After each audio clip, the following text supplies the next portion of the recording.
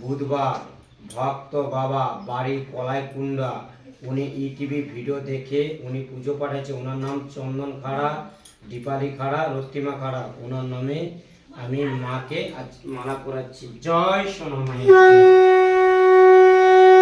মাগো ভক্ত বেটা পুজো পাঠিয়েছে চন্দন খাড়া, দীপালি খাড়া, রক্তিমা খাড়া।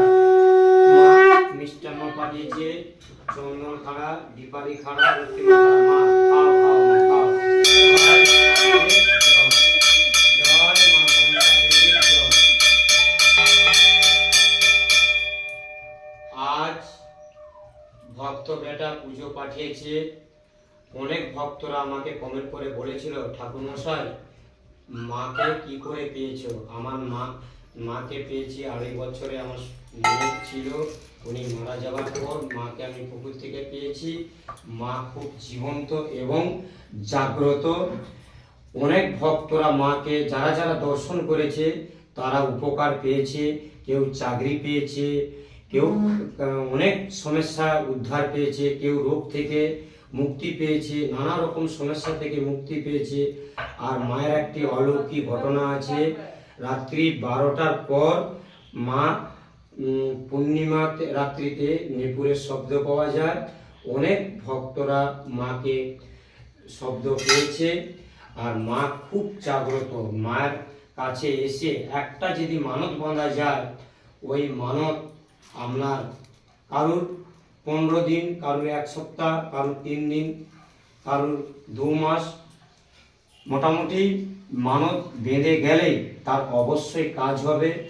অনেক পয়সা, অনেক টাকা পয়সা তোমরা ফুটিয়েছো, কোনো কিচ্ছু হয়নি। অনেক জায়গায় গিয়েছো, তোমাদের সব মনস্কামনা পূর্ণ হবে।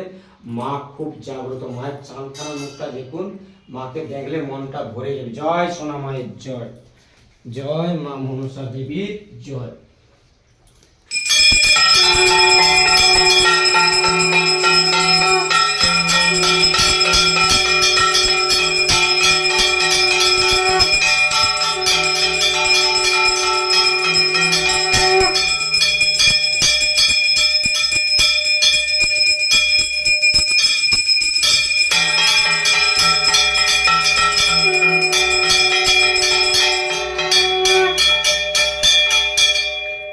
ভক্তদের উদ্দেশ্যে বলছি,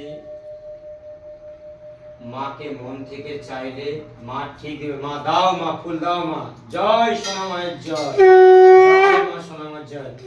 মাকে ভক্তরা এসে মাকে দর্শন করুন। তোমরা জয় জয় জয় জয়।